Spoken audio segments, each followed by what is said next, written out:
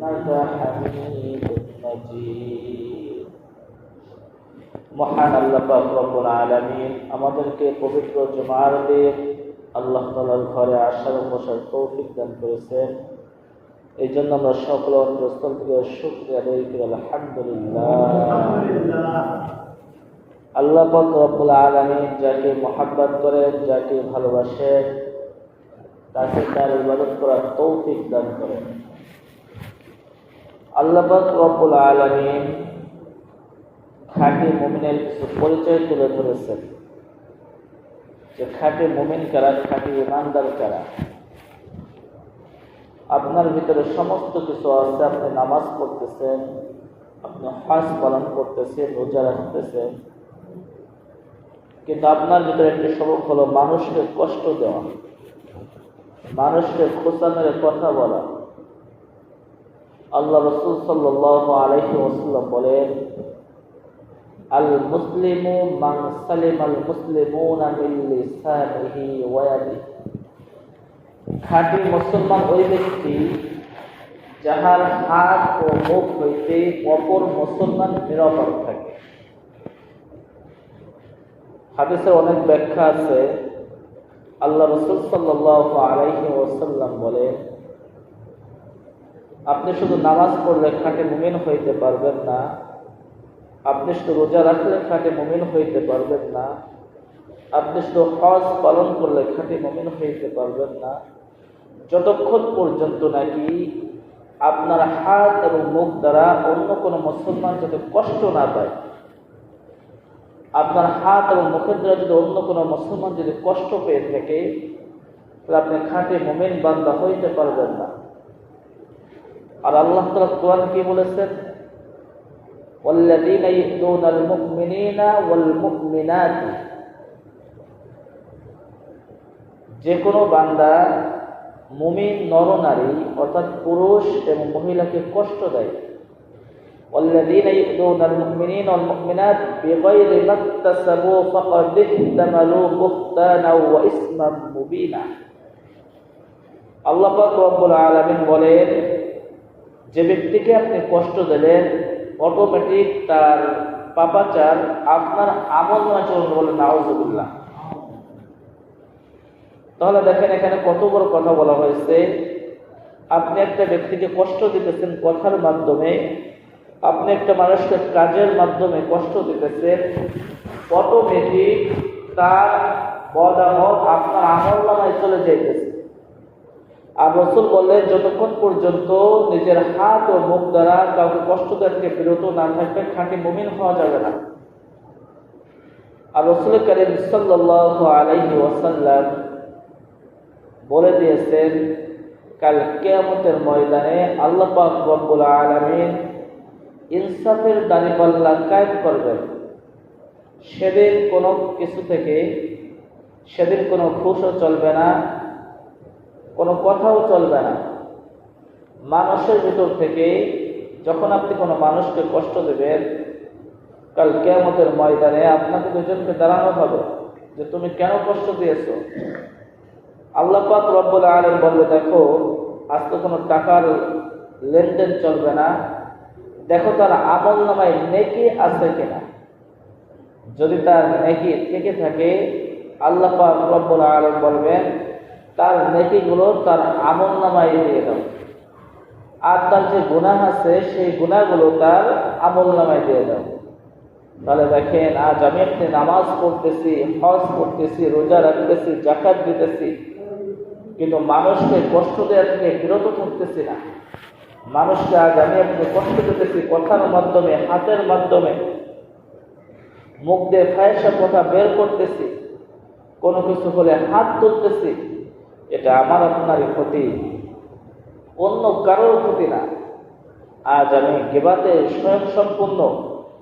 রাসূল কারীম সাল্লাল্লাহু আলাইহি ওয়াসাল্লাম বলেছেন, তোমার যদি কারো ব্যাপারে যদি আলোচনা যদি করতেই মন চায়, কারো ব্যাপারে যদি গালিগালাজ করতেই মন চায়, তাহলে তোমার পিতামাতার নামে গালিগালাজ করো, পিতা মাতার নামে অবাধ্য অকট্য কথাবার্তা মানুষদের কাছে বলো, তাহলে ফায়দা কি হবে?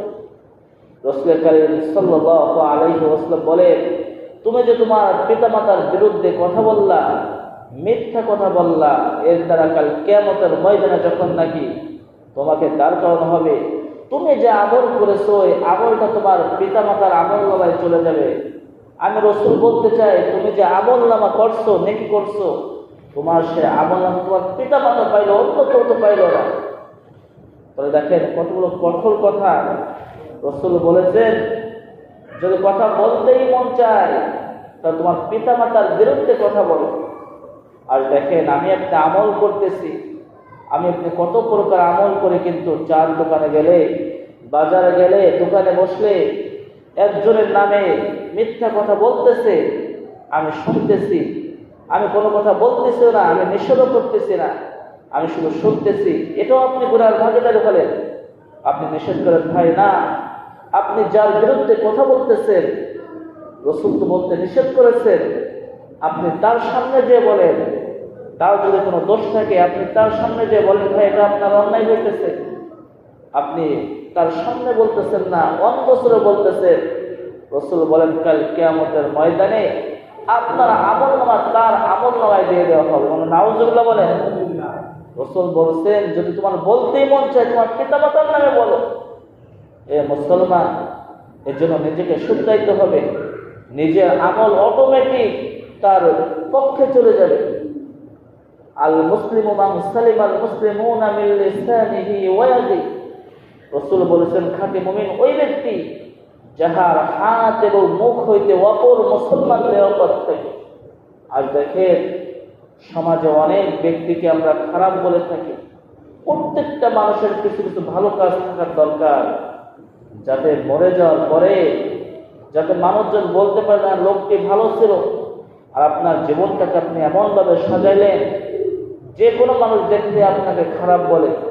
যদি আপনি মারা যান তাহলে মানুষ বলে আলহামদুলিল্লাহ, এমন জীবন গড়িও না, জীবন গড়তে হবে মারা গেছেন, লোকজন শুনে বলবে ইন্না লিল্লাহি ওয়া ইন্না ইলাইহি রাজিউন, লোকটা খুবই ভালো ছিল।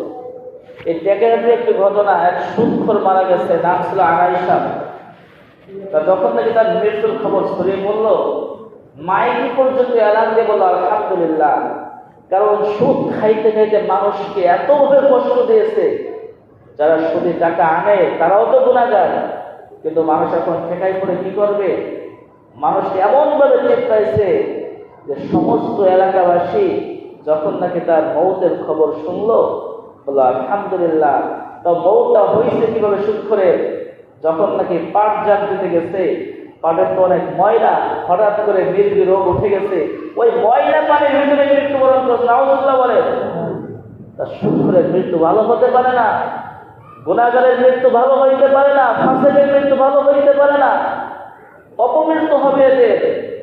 এর জন্য খাঁটি মুসলমান হতে হলে নিজের জবান থেকে যেন এমন কোনো কথা বের না হয়ে যায় যাতে করে মানুষ কষ্ট পায়, নিজের হাত দ্বারা যেন এমন কোনো কাজ না হয়ে যায় যাতে মানুষ কষ্ট পায়। আপনি মারা যাবেন এমন কোনো কথা না যেন বের হয়ে যায় যে আলহামদুলিল্লাহ লোকটা মারা গেছে, অনেক ভালো হয়েছে। আপনি ছোট ছোট সমাজে কাজ করেন যাতে আপনি মারা গেলে মানুষ বলতে পারে ইস লোকটা অনেক ভালো ছিল, আল্লাহ তুমি তাকে মাফ করে দাও। সমস্ত ব্যক্তির কিছু ভালো দিক রাখার দরকার। প্রত্যেকটা মানুষের খারাপ দিকও থাকে, ভালো দিকও থাকে, ভালো দিকটা বেশি বানাইতে হবে। যে আমার কি আমল আল্লাহর কাছে কবুল হয়ে যাইতে পারে এটা তো বলা যায় না। ছোট্ট একটি ঘটনা বলে শেষ করব।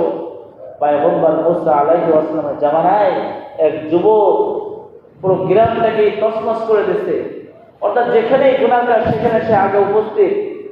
জিনা করে, তাশখোর, গাঁজাখোর, ইয়াবাখোর, সমস্ত কাজের সাথে ওই ব্যক্তি জড়িত, চুরি ডাকাতি সমস্ত কাজের সাথে জড়িত।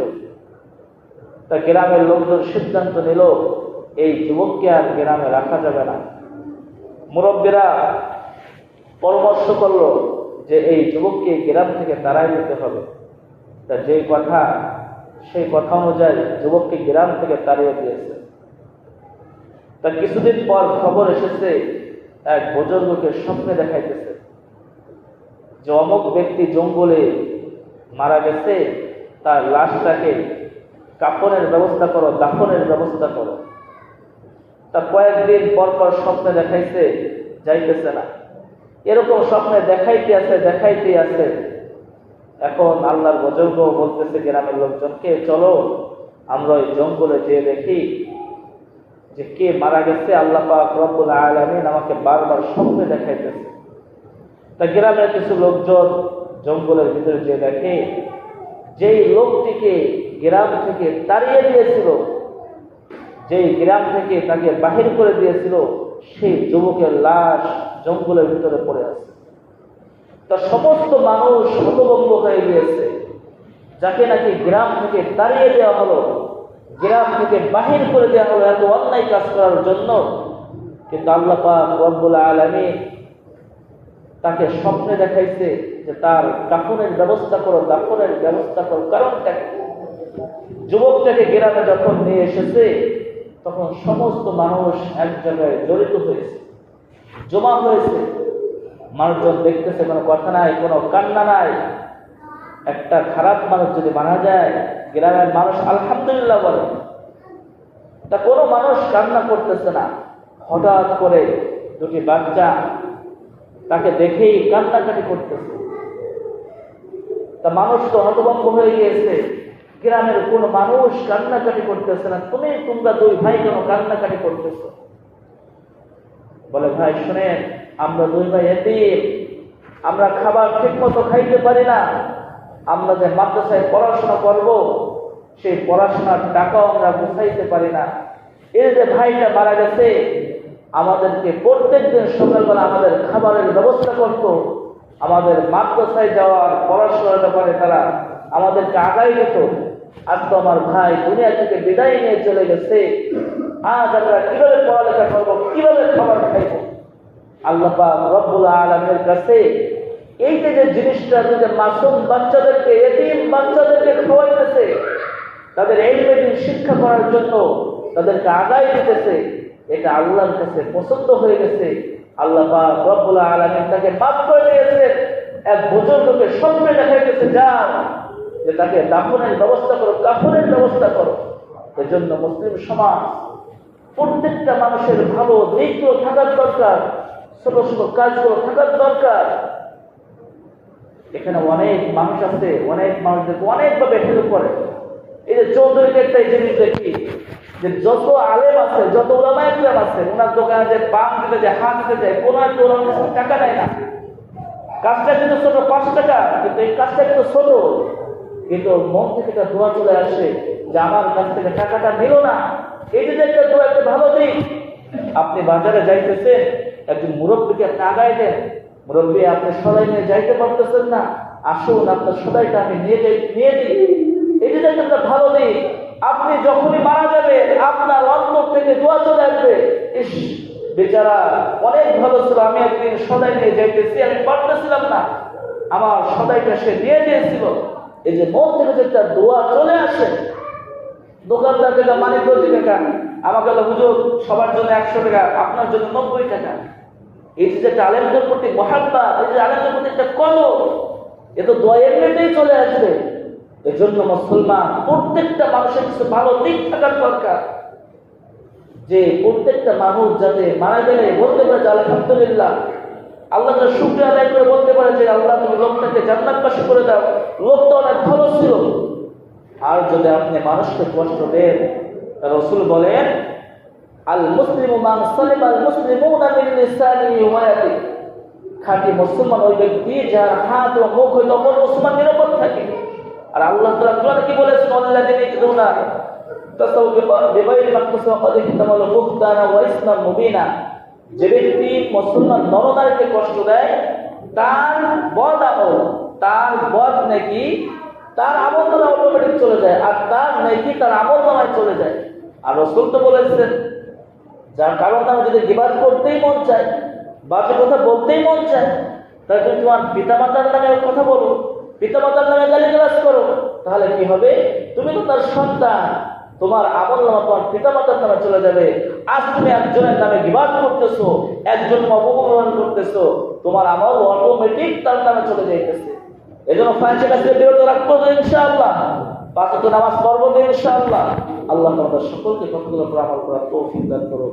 যা সুন্নাত